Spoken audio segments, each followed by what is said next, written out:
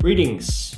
In this video I'll just run through the latest update version 1.4 for the Digital Race Engineer, which is a voice command and feedback system for iRacing utilizing voice attack. So in this latest version 1.4 I made a big fix for a bug that has been bugging me for a long time, where sometimes the data, the kind of timing and positions of other cars wouldn't always be precise. And I actually fixed it by the help of Martin Teilgaard and Jakob Søndergaard, where we kind of had some debug sessions because these guys had some bigger issues where the voice attack would actually crash when using Dre.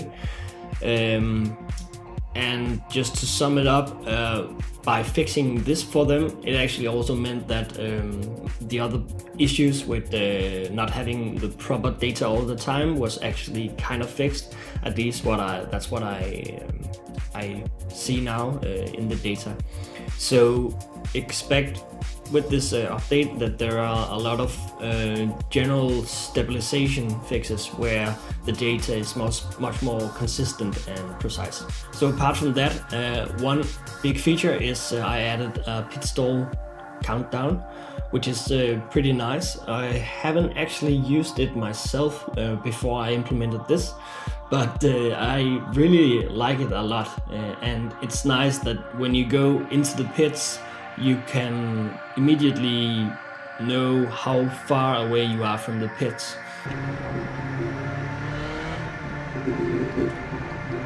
"69 seconds to the stall. Pit limiter engaged. 15.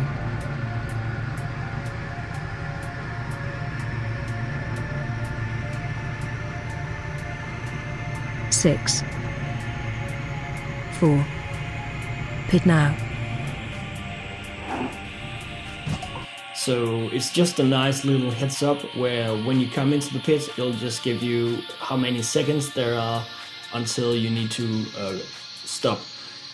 Another change is that if you have some pedals hanging, they will only trigger one time for every time you drive out of the garage. So you go out on the track and you have a pedal hanging, it will warn you, but it won't do that again until you go back to the garage and then head out again.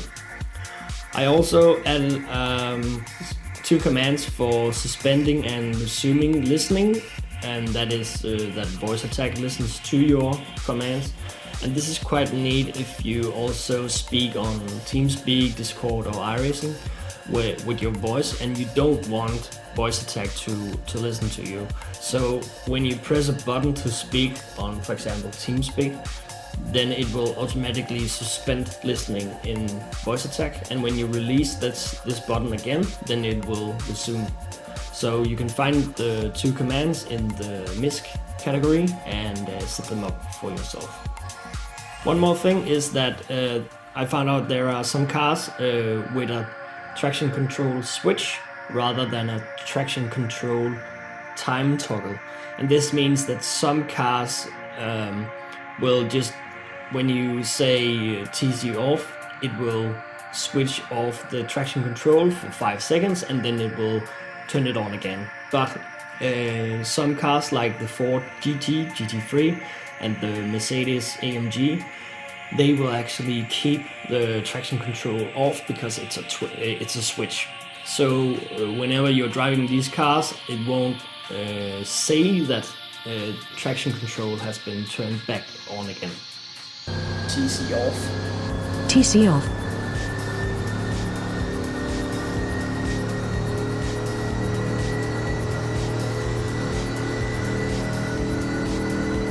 TC on. Traction activated. And finally, I've added in this allow multi-car sessions in one car type per class, which essentially means that when you run hosted sessions and you have one car in each class, but there are some cars that actually belong together. Let's say you have two GT3 cars in these different classes, Dre will actually know that these belong together and will therefore classify these together and put them in a class. And finally, I added some variation in the response when you ask for information for the driver ahead or behind you for the position-wise. And also just a small change where whenever there's 10 minutes left of a session, it will say the minutes plus the seconds left. Because this can be quite important if you are, for example, in a qualification session, you need to know by the second if you're able to make it to the start-finish line and then start a new lap before the timer runs out. So that's about it for the 1.4 update for Dre. I hope you liked the video. Please like and subscribe. See you next time.